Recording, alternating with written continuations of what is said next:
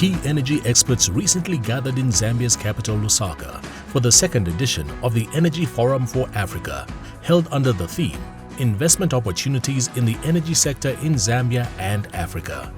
The conference, officially opened by President Hakainde Hichilema on September 10, 2025, attracted more than 400 delegates from across the African continent, with the president highlighting the importance of policy reforms in the energy sector in the wake of Zambia's power deficit.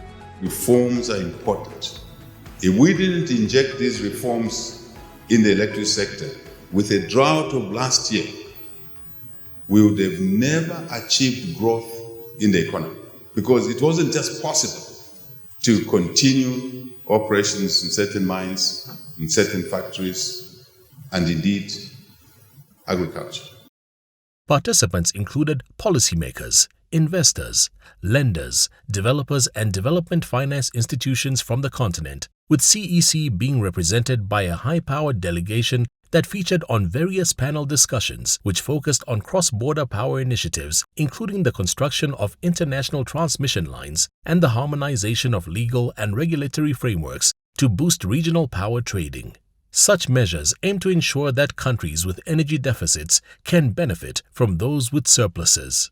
We need to think about which corridors can be developed by the private sector before we get to that ideal model, because it will take time for us to get to that ideal model. And one of the things that we've been doing, working with government as CEC, working with our public utilities, ZESCO, is to try and identify those corridors, I should say.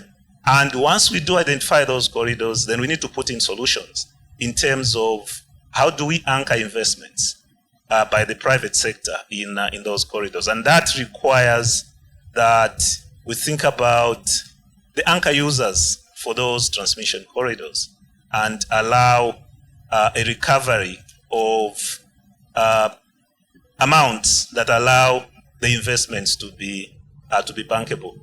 With many African nations struggling with financing gaps and debt distress, the forum also explored innovative financing models to diversify energy sources. Delegates emphasized the need to scale up investments in renewable energy such as solar and wind to complement traditional hydroelectric power. CEC has already deployed solar projects at various sites in Kitwe, located in the Copperbelt region of Zambia. The projects are being financed through a $200 million green bond, Zambia's first ever medium-term note program issued on the Lusaka Securities Exchange. We came to market 200 million of green bond raised. The first tranche, we commissioned 94 megawatt of solar. The second tranche will be commissioning by Q1 next year, 136 megawatt of solar. So that's how utilities can leverage the capital market to help meet the country's target of growing the energy market.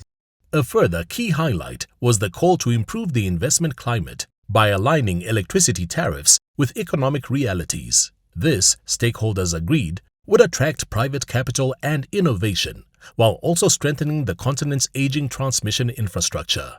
Positioned as a forward-looking company, CEC is already looking to the future with innovation in mind. When you look at long-term, as Zambia onboards more variable renewable energy sources, the impact of VRES on the grid will become significant. And from that perspective, we are exploring energy storage solutions, battery energy systems that we could deploy for purposes of balancing, for purposes of load management, for purposes of capacity firming, and just general integration of variable renewable sources. This will then ensure that the grid remains stable and we're able to supply the customers from our variable power sourcing pool. This year's forum came at a critical time, as many African countries, particularly in Southern Africa, continue to face severe energy challenges. Heavy reliance on hydropower has left the sector vulnerable to climate change, with droughts significantly reducing generation capacity. And President Hichilema's clarion call could not have come at a better time. We need to focus on universal access to electricity for all our people. on the continent. That, I think, is important. We must raise our ambitions, and necessarily so.